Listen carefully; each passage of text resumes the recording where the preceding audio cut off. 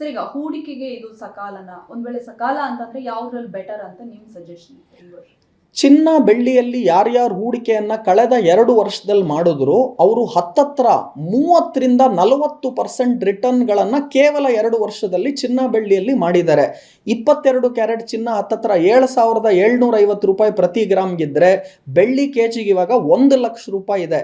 ಯಾರ್ಯಾರು ಚಿನ್ನ ಬೆಳ್ಳಿಯಲ್ಲಿ ಲಾಸ್ಟ್ 2 ವರ್ಷದಲ್ಲಿ ಹೂಡಿಕೆ ಮಾಡಿದ್ರು 40% ರಿಟರ್ನ್ ಅನ್ನ ಕಳೆದ 2 ವರ್ಷದಲ್ಲಿ ಮಾಡಿದ್ದಾರೆ. ಆದರೆ ಇವಾಗ ನಾನು ಚಿನ್ನ ಬೆಳ್ಳಿ ತಗೊಳ್ತೀನಿ, ಮುಂದಿನ 2 ವರ್ಷಕ್ಕೆ ನನಗೆ ಒಳ್ಳೆ ರಿಟರ್ನ್ ಬರುತ್ತಾ ಅಂತ ತಾವು ಕೇಳೋದಾದ್ರೆ ನನ್ನ ಪ್ರಕಾರ 8-10% ರಿಟರ್ನ್ ವರ್ಷಕ್ಕೆ ಬಂದರೆ ಜಾಸ್ತಿ ಚಿನ್ನ ಬೆಳ್ಳಿಯಲ್ಲಿ ಮುಂದಿನ ದಿನಗಳಲ್ಲಿ. ಸೊ ನಾನು ಕೂಡ ತಪ್ಪಾಗ್ಬೋದು ನನ್ನ ಪ್ರೆಡಿಕ್ಷನಲ್ಲಿ, ಆದರೆ ಕಳೆದ 2 ವರ್ಷದಲ್ಲಿ ಆಲ್ರೆಡಿ 40% ರಿಟರ್ನ್ ಬಂದಿರೋದ್ರಿಂದ ಇಲ್ಲಿಂದ ಇನ್ನೂ 40% ಬರುತ್ತೆ ಇನ್ನೊಂದು 2 ವರ್ಷಕ್ಕೆ ಅಂದರೆ ಖಂಡಿತವಾಗ್ಲೂ ಸಾಧ್ಯತೆ ಕಡಿಮೆ ಇದೆ. ಆದರೆ ಒಂದು 8-10% ವರ್ಷಕ್ಕೆ ರಿಟರ್ನನ್ನು ಚಿನ್ನ ಬೆಳ್ಳಿಯಲ್ಲಿ ನಾವು ಇವಾಗಿಂದ ನಿರೀಕ್ಷಿಸ್ಬೋದು. ಅದೇ ನೀವು ಶೇರ್ ಮಾರ್ಕೆಟನ್ನು ನೋಡ್ತು ಅಂದರೆ ಕಳೆದ 4-5 ತಿಂಗಳಲ್ಲಿ ಅಕ್ಟೋಬರ್ 2024ರಿಂದ ಈಗ ಫೆಬ್ರವರಿವರೆಗೂ ಕೂಡ ಮಾರ್ಕೆಟಲ್ಲಿ ಭಾರಿ ಪ್ರಮಾಣದ ಕುಸಿತವನ್ನು ಕಂಡಿದ್ದೀವಿ.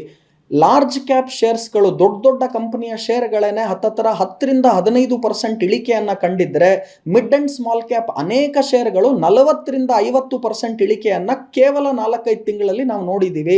ಹಾಗಾಗಿ ಇವತ್ತಿಂದ ನಾನು ಹೂಡಿಕೆ ಮಾಡ್ತೀನಿ ನೆಕ್ಸ್ಟ್ 1 ಇಯರ್ಗೆ, ನೆಕ್ಸ್ಟ್ 2 ಇಯರ್ಸ್ಗೆ ಅಂದರೆ ಶೇರ್ ಮಾರ್ಕೆಟ್ ಹೂಡಿಕೆ ಖಂಡಿತವಾಗ್ಲೂ ಇದು ಸಕಾಲ.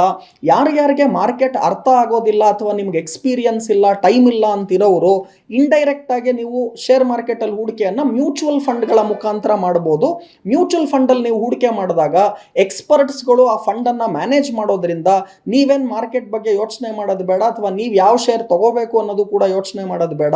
ಸೊ ಮಾರ್ಕೆಟಲ್ಲಿ ಯಾರಿಗೆ ಟೈಮ್ ಇಲ್ಲ ಅಥವಾ ಪರಿಣತೆ ಇಲ್ಲ, ನೀವು ಮ್ಯೂಚುವಲ್ ಫಂಡ್ಗೆ ಹೋಗಿ. ಯಾರು ನೇರವಾಗಿ ನಮಗೆ ಟೈಮ್ ಇದೆ, ಮಾರ್ಕೆಟಿನ ನಾಲೆಡ್ಜ್ ಇದೆ ಅಂತಿರೋರು ಡೈರೆಕ್ಟ್ ಶೇರ್ ಮಾರ್ಕೆಟ್ ಇನ್ವೆಸ್ಟ್ಮೆಂಟ್ಸ್ಗಳನ್ನು ಮಾಡ್ಬೋದು. ಆದರೆ ಇವತ್ತಿಂದ ನೆಕ್ಸ್ಟ್ 2 ವರ್ಷಕ್ಕೆ ನೋಡೋದಾಯಿತು ಅಂದರೆ ಚಿನ್ನ ಬೆಳ್ಳಿಗೂ ಜಾಸ್ತಿ ರಿಟರ್ನ್ಸ್ಗಳನ್ನು ಷೇರುಪೇಟೆಯಲ್ಲಿ ನಾವು ಕಾಣ್ತೀವಿ. ಅದರ ಉತ್ತಮವಾದಂತಹ ಒಳ್ಳೆ ಕಂಪನಿಗಳ ಶೇರ್ಗೆ ಖಂಡಿತವಾಗ್ಲೂ ನಾವು ಆಯ್ಕೆ ಮಾಡಿ ಇನ್ವೆಸ್ಟ್ಮೆಂಟ್ ಮಾಡಬೇಕಾಗುತ್ತೆ. ತಾವೇನಾದರೂ ಸಜೆಸ್ಟ್ ಮಾಡ್ತೀರಾ ಇಂಥ ಕಂಪನಿಗಳು ಬೆಟರ್ ಅನ್ನುವಂಥ? ನೋಡಿ, ಲಾರ್ಜ್ ಕ್ಯಾಪ್ ಕ್ಷೇತ್ರದ ಶೇರ್ಗಳನ್ನು ನೋಡೋದಾಯಿತು ಅಂದರೆ ಎಸ್ಪೆಷಲಿ ಇನ್ಫಾರ್ಮೇಷನ್ ಟೆಕ್ನಾಲಜಿಯಲ್ಲಿ TCS ಆಗಿರ್ಬೋದು, ಇನ್ಫೋಸಿಸ್ ಆಗಿರ್ಬೋದು, ಟೆಕ್ ಮಹೇಂದ್ರ, ವಿಪ್ರೋ ಈ ಶೇರ್ಗಳು ಮುಂದಿನ ದಿನಗಳಲ್ಲಿ ಚೆನ್ನಾಗಿ ಪರ್ಫಾರ್ಮ್ ಮಾಡುತ್ತೆ. ಬಜೆಟ್ನಲ್ಲಿ ಹತ್ತತ್ರ 1 ಲಕ್ಷ ಕೋಟಿ ರೂಪಾಯಿಗಳನ್ನು ಈ ಡೈರೆಕ್ಟ್ ಟ್ಯಾಕ್ಸ್ ಬೆನಿಫಿಟ್ ಅವ್ರು ಏನು 12 ಲ್ಯಾಕ್ವರೆಗೂ ಎಕ್ಸಂಪ್ಷನ್ ಕೊಟ್ಟರು, ಇದರಿಂದ ತೆರಿಗೆಯಲ್ಲಿ ಹತ್ತತ್ರ 1 ಲಕ್ಷ ಕೋಟಿ ಗೌರ್ಮೆಂಟ್ಗೆ ಲಾಸ್ ಆಗ್ತಾ ಇದೆ. ಜನರ ಕೈಲಿ ದುಡ್ಡು ಬರ್ತಾ ಇದೆ. ಈ 1 ಲಕ್ಷ ಕೋಟಿ ಜನರ ಕೈಲಿ ಬರೋದ್ರಿಂದ ಜನರ ಸೇವಿಂಗ್ ಮತ್ತೆ ಸ್ಪೆಂಡಿಂಗ್ ಎರಡೂ ಕೂಡ ಜಾಸ್ತಿ ಆಗುತ್ತೆ. ಹಾಗಾಗಿ ಎಸ್ಪೆಷಲಿ FMCG ಅಂದ್ರೆ ಫಾಸ್ಟ್ ಮೂವಬಲ್ ಕನ್ಸ್ಯೂಮಬಲ್ ಗೂಡ್ಸ್ ಅಂತ ನಾವೇನು ಕರಿತೀವಿ, ಹಿಂದೂಸ್ತಾನ್ ಯೂನಿಲಿವರ್, ITC, ಡಾಬರ್ ಇಂಥ ಶೇರ್ಗಳು ಕೂಡ ಚೆನ್ನಾಗಿ ಪರ್ಫಾರ್ಮ್ ಆಗುತ್ತೆ. Hotel industry, tour and travel ಕೂಡ ಜನ ಜಾಸ್ತಿ ಮಾಡೋದ್ರಿಂದ ಅಲ್ಲೂ ಕೂಡ ಒಳ್ಳೆ ಶೇರ್ಸು, ಏವಿಯೇಷನಲ್ಲಿ ಎಸ್ಪೆಷಲಿ ಇಂಡಿಗೋ ಆಗಿರ್ಬೋದು, ಅದೇ ಥರ ಹೋಟೆಲ್ ಇಂಡಸ್ಟ್ರಿಯಲ್ಲಿ ಲೆಮನ್ ಟ್ರೀ ಹೋಟೆಲ್ ಆಗಿರ್ಬೋದು, ಅಥವಾ ಏನು ಇಂಡಿಯನ್ ಹೋಟೆಲ್ ಇದೆ ಇದಾಗಿರ್ಬೋದು. ಟೂರಿಸಮ್ ಅಂತ ನೋಡ್ತು ಅಂದರೆ ಥಾಮಸ್ ಕುಕ್ ಇದೆ.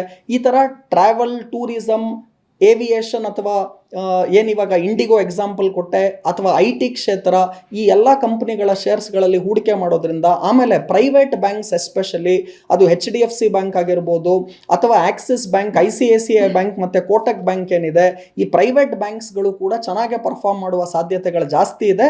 ಸೊ ನೆಕ್ಸ್ಟ್ 2 ಇಯರ್ಸ್ಗೆ ಈ ಇನ್ವೆಸ್ಟ್ಮೆಂಟ್ಸ್ಗಳನ್ನು ಮಾಡೋದ್ರಿಂದ, ಡೈವರ್ಸಿಫೈ ಮಾಡೋದ್ರಿಂದ ಉತ್ತಮವಾದ ರಿಟರ್ನ್ಸ್ಗಳನ್ನು ಖಂಡಿತವಾಗ್ಲೂ ಕಾಣಬಹುದು. ಮ್ಯೂಚುವಲ್ ಫಂಡಲ್ಲಿ ಸರ್ ಅದೇ ಯಾರಿಗೆ ಶೇರ್ ಮಾರ್ಕೆಟಲ್ಲಿ ನೇರವಾಗಿ ಇನ್ವೆಸ್ಟ್ಮೆಂಟ್ ಮಾಡೋದಕ್ಕೆ ಗೊತ್ತಿಲ್ಲ ಅಂತಿರೋ ಅವರು ಮ್ಯೂಚುವಲ್ ಫಂಡ್ಸ್ಗಳಲ್ಲಿ ಇನ್ವೆಸ್ಟ್ಮೆಂಟ್ ಮಾಡ್ಬೋದು.